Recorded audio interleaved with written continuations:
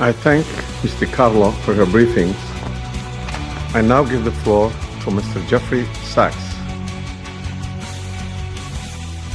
Mr. President, distinguished members of the Security Council, the issue before the Council today is not the character of the government of Venezuela.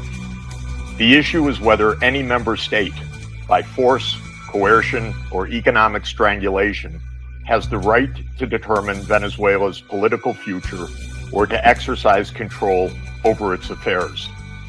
This question goes directly to Article 2, Section 4 of the United Nations Charter, which prohibits the threat or use of force against the territorial integrity or political independence of any state. The Council must decide whether that prohibition is to be upheld or abandoned. Abandoning it would carry consequences of the gravest kind. Let me offer some background.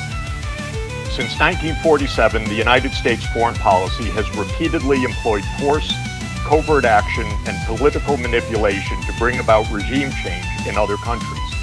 This is a matter of carefully documented historical record. In her book, Covert Regime Change, political scientist Lindsay O'Rourke documents 70 attempted U.S. regime change operations between 1947 and 1989 alone. These practices did not end with the Cold War.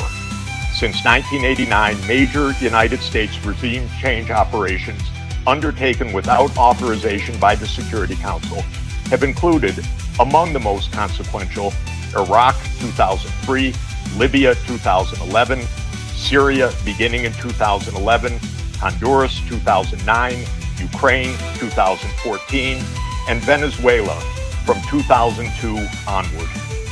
The methods employed are well established and well documented. They include open warfare, covert intelligence operations, instigation of unrest, support for armed groups, manipulation of mass and social media, bribery of military and civilian officials, targeted assassinations, false flag operations, and economic warfare. These measures are illegal under the UN Charter, and they typically result in ongoing violence, lethal conflict, political instability, and deep suffering of the civilian population. The recent U.S. record with respect to Venezuela is also clear. In April 2002, the U.S. knew of and approved an attempted coup against the government. In the 2010s, the United States funded civil society groups actively engaged in anti-government protests. When the government cracked down on the protests, the U.S. followed with a series of sanctions. In 2015, President Barack Obama declared Venezuela to be, and I quote, an unusual and extraordinary threat to the national security and foreign policy of the United States. In 2017, at a dinner with Latin American leaders on the margin of the UN General Assembly, President Trump openly discussed the option of the U.S. invading Venezuela to overthrow the government.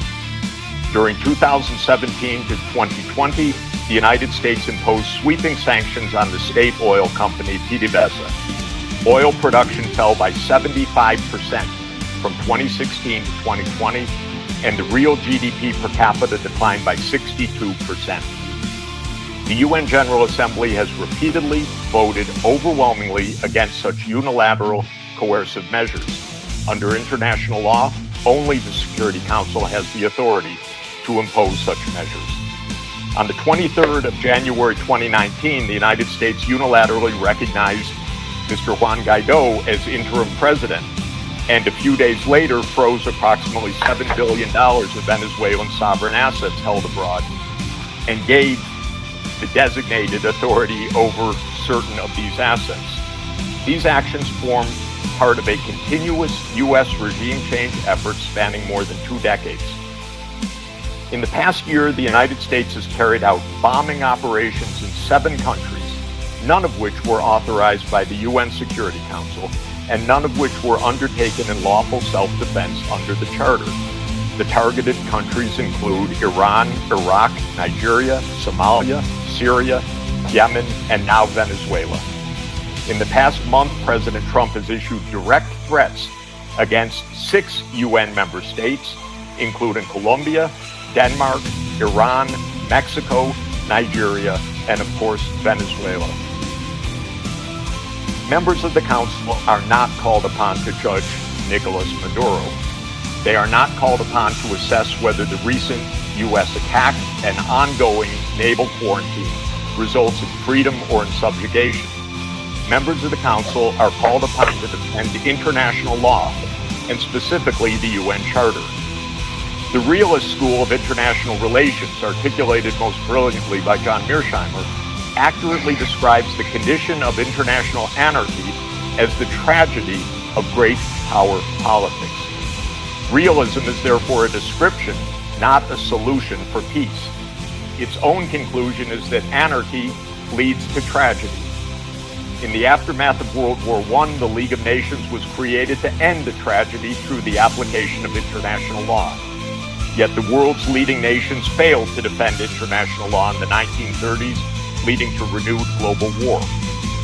The United Nations emerged from that catastrophe as humanity's second great effort to place international law above international anarchy. In the words of the Charter, the UN was created, quote, to save succeeding generations from the scourge of war, which twice in our lifetime has brought untold sorrow to mankind.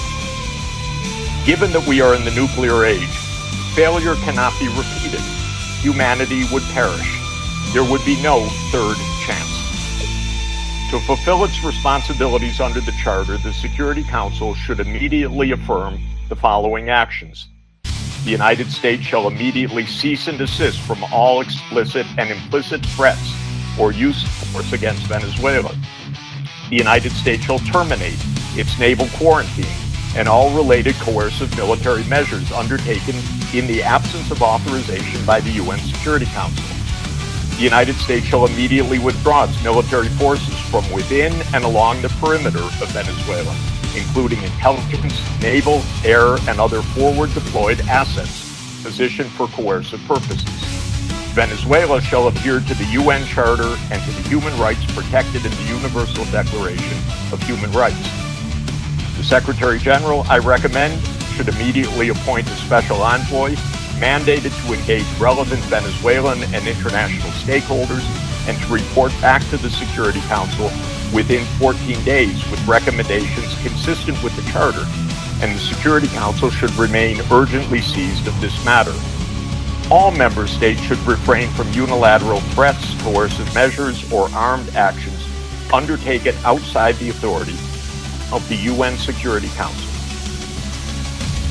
In closing, Mr. President and distinguished members of the Council, peace and the survival of humanity depend on whether the United Nations Charter remains a living instrument of international law or is allowed to wither into irrelevance.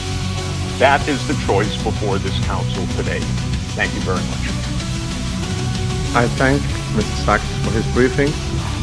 I now give the floor to Ms. Mercedes de Fratea.